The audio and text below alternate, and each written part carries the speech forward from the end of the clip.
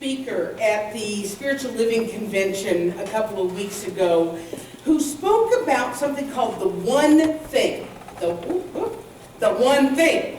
And the presentation was based on a business book that is a Wall Street Journal bestseller about how to discover what your one thing is and dedicating your life and your energy to it. In fact, one of the write-ups about the book, and that's a picture of the book right there, we don't have any here, you'd have to order it on your own. But one of the write-ups is, behind every successful person is their one thing. No matter how success is measured, personal or professional, only the ability to dismiss distractions and concentrate on your one thing stands between you and your goals. The one thing is about getting extraordinary results in every situation.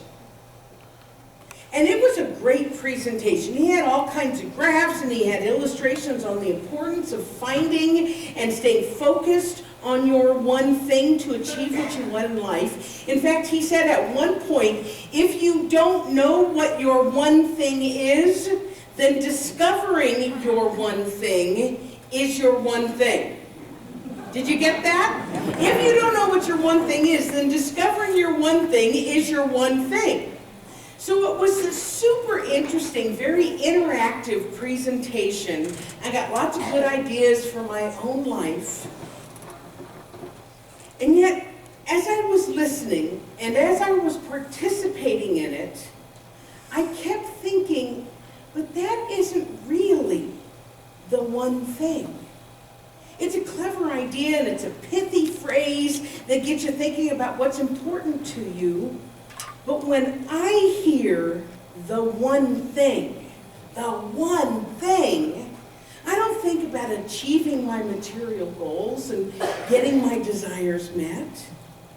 When I hear the one thing, I think about the all and everything. I think about the universe, what Ernest Holmes called the thing itself. In other words, I think about God. I think about whatever you choose to call that. You know, we have that beautiful song that says, call it God, call it Jesus, call it Lord, call it Buddha, call it your sign, call it whatever. We don't care what you call it because it's all the one thing. Does that make sense? Are you with me so far? And the thing about the one thing is that we are all part of it. The one thing isn't separated by gender and race and income and religion and beliefs and cultures and citizenship and choices and background and borders and boundaries. It isn't. It is the one thing. It is the one thing. And it is all there is. So I want you to imagine for a moment a world where everyone knew this, where the recognition and the love of God, of your understanding, was the most important thing in life.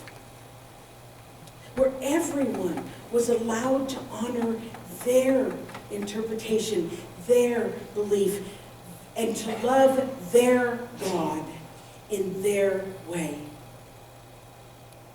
What if everyone understood that spirit, which is another name, that spirit was expressing and was knowing itself through everyone and everything equally? Not, yes, you're in my good favor, or no, you piss me off, and nothing like that. That the essence of God was expressing and knowing itself through everyone equally.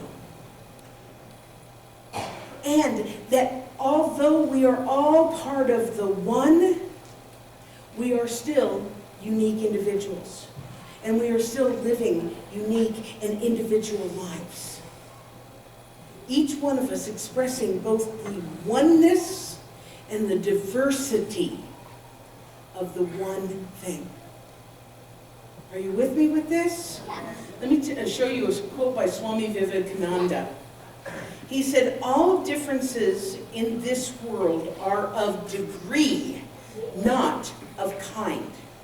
Because oneness is the secret of everything. That's another way. So I just love this. All differences in the world are of degree. Okay, that's a different degree than this and that, but we're all the same thing. We are all the same thing. Oneness is the secret of everything. I mean, think about it. How boring would life be if the one thing just confined itself to one expression and one way of being? Wouldn't it be boring? Boring! I know it would be boring. Thank goodness it is ever expressing and knowing itself in a myriad of ways. Thank you, God. Literally, thank you, God. So you may be wondering, okay, I'm a little confused here. Are we talking about the one thing, or are we talking about multiple things? Which one is it? Well, the answer is, we're talking about the one thing expressing itself as many things, still being part of the one thing. I love this quote by Ernest Holmes. Multiplicity, many. From one come many. All come from the one, and all live and by the one. From unity comes multiplicity, but multiplicity does not contradict unity. It is like the soil. We grow many plants from one soil, but the unity of the soil is never disturbed. So the one mind, working through the creative medium of the universe, produces many things. Now there's lots of jargon in there, like the one mind creating through the creative medium of the universe. Take the foundations class and you'll understand what that really means. Okay, that was my little plug, okay. So, in other words, it's the one thing and it's the many things because it's all the one thing. So what is it? The one thing. Let's try that again. What is it? The one thing. It's the one thing. And the reason that this is important, you guys, is that understanding that everything is part of everything else can allow us to have an attitude of acceptance, which brings us peace and peace of mind.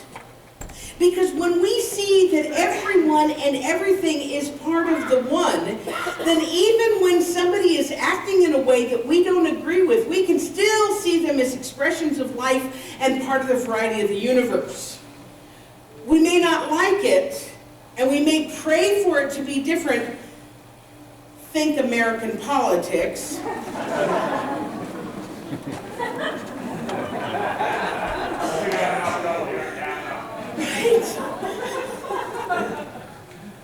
But when we understand that I'm American, you understand, those of you who may not have figured that out already, so it's really interesting to be in a different country watching this all go on. Okay, I'm done. All right, so, because when we understand that everyone and everything is part of Spirit expressing, it brings us to having less stress and less judgment. Because we can look at a situation and go, okay, I may not understand this, but I understand that this too is part of the one thing. This too is God. And I trust the infinite intelligence of the one thing, even if I don't understand it.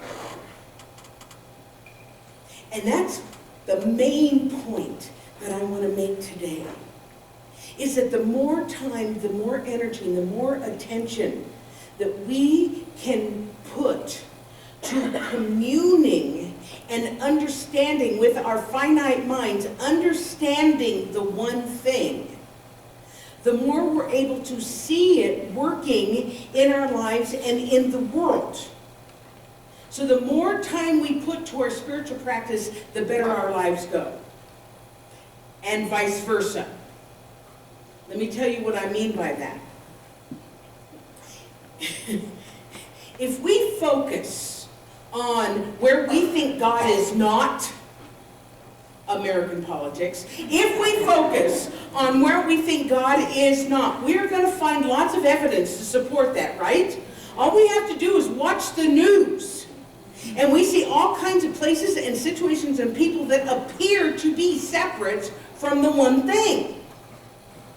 However, when we put our focus and our attention and our energy on purposely and consciously and conscientiously seeing the one thing in everything, we are going to be able to find it. Ernest Holmes says to find what you're looking for.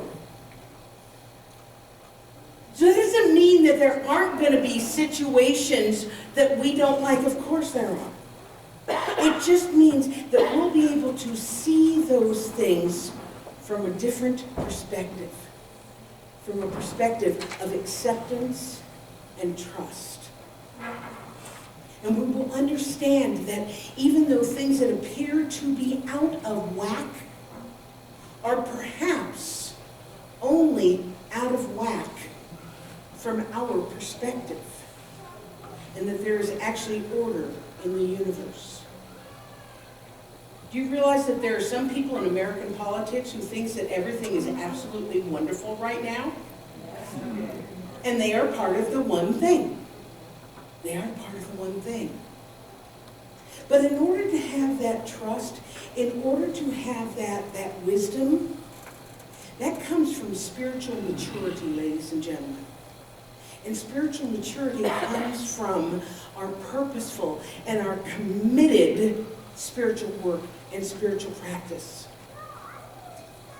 Even in the book, The One Thing, which is a business book, for goodness sake, even in the book he writes that the most important area of our life before making money or growing a business or having success on the job, the most important thing in our life is our spiritual life.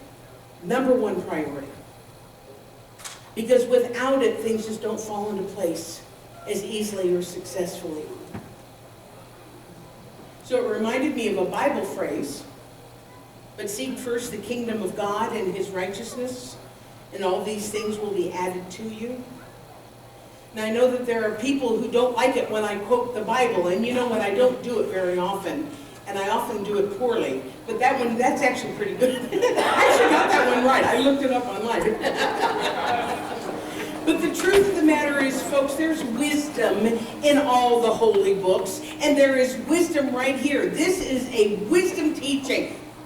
And this wisdom teaching is to prioritize. Seek first the kingdom. Seek first the one thing, and all else will come.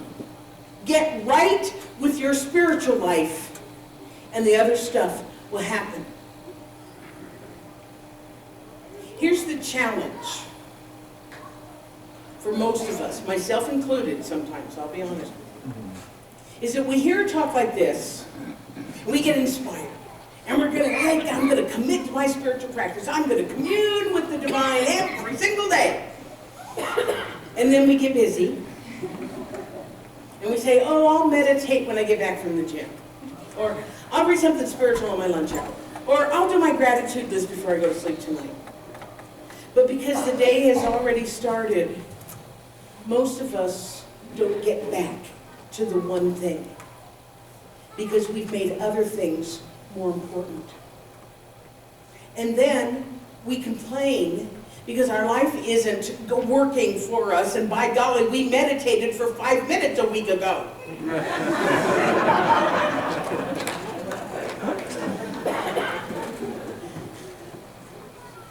The truth is, keeping the one thing takes commitment. It takes discipline. It takes awareness. It takes prioritizing and putting first things first. Ernest Holmes wrote this. It's quite beautiful. It's quite beautiful. He said, "Here then are the first 3 steps in acquiring spiritual self-reliance. To believe in God with the intensity of our whole being. To believe in the reality of the spiritual self as forever one with God. And to establish a continual communion with the Spirit, which is forever within and around us."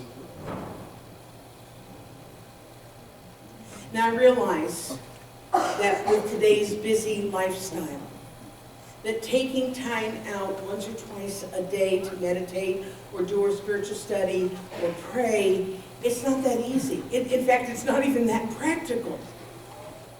So the good news is there are things, everyday things that we can do, to help keep our thoughts on the one thing, even when we're going about our busyness. And the first one is practice mindfulness. Remembering to be in the present, to be in the now moment when you remember it. For instance, even a task like cleaning the cat box or washing dishes can be a spiritual practice when you do it mindfully. Think about that as you're washing dishes, as you're scooping cat litter. Oh, I am in service to my cat while I'm doing this. Think about that. I'm in service to myself. I'm practicing cleanliness of mind and cleanliness of material good when I'm washing the dishes. I do my best communing with God when I'm in the shower. Honest to goodness. So the next one is to breathe. And I know we all breathe automatically. It's one of the miracles of life. We don't have to go, okay, breathe, okay. I mean, however, focusing on your breath is a beautiful spiritual practice.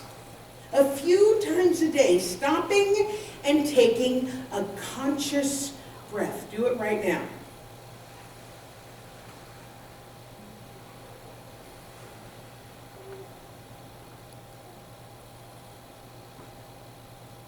You can even repeat a mantra. One of the mantras that Reverend Marjorie uses that's so beautiful is she uses breathing in, breathing out. So thinking to yourself, breathing in, breathing out. It just gets you there, doesn't it? Using a word like love, or peace, or om, as you're breathing in and breathing out. Did you feel the energy in the room shift when we just did that breathing right there? Yeah. The next one is, if you don't have time to read and study, you do have time to play spiritual audiobooks or get talks or go on YouTube or something like that. And so when you're driving to work, okay, maybe not do YouTube while you're driving, but you know what I'm talking about. When you're driving to work, when you're working in the yard, when you're walking, all that other kind of stuff, listen to something that is going to stimulate your mind, because even as you're going about your business, your subconscious mind is still hearing those words and is still formulating those beliefs, those new beliefs. Pick up a copy of this CD and listen to it during the week. Here's another one I just love. Sing. Just sing. Sing whatever reminds you of the spiritual truth. And I'm going to tell you, this one works. I had a very upsetting experience earlier this week, and I was wound up. Man, I was wound up like a top. And I wasn't able to use my rational mind to remember the things that I know how to do, like breathe and all that stuff. But what I did remember to do was to sing. I am so blessed, I am so blessed, I am so grateful for all I am. I am so blessed, I am so blessed, I am so grateful, I am so blessed. And I sang it over and over. And something about the music, and something about the vibration, and something about the words helped me to remember the one thing. And you know what? It doesn't matter whether you can sing like Amy Bishop, whether you sing like Elmer Fudd. It doesn't matter. What matters is that you make a joyful noise, because that changes the vibration. And finally, spend time in nature. I did that yesterday. I went out for a walk and I talked to the trees. I did. I talked to the trees. I talked to the dogs. I even talked to a cat, which wasn't a cat. It was actually a yard ornament. But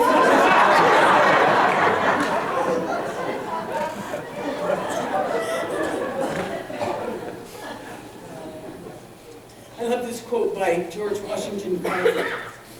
He says, "I love to think of nature as an unlimited broadcasting station through which God speaks to us every hour, if we will only tune in."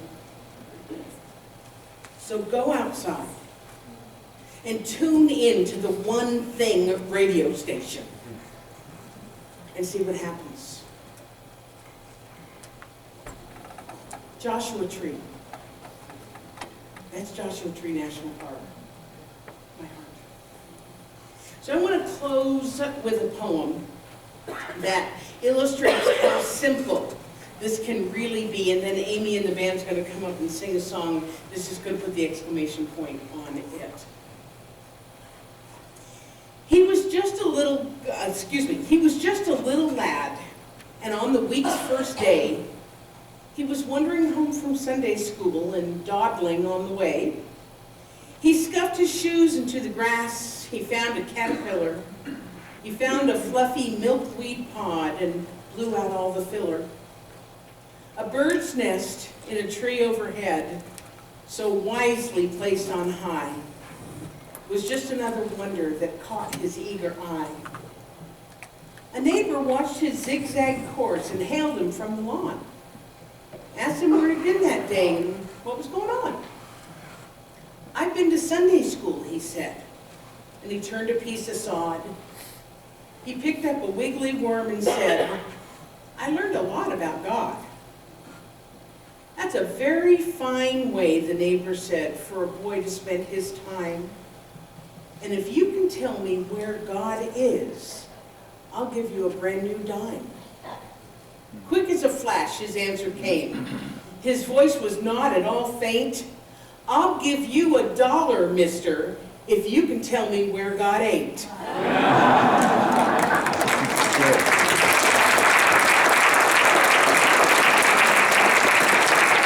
And that is the one thing.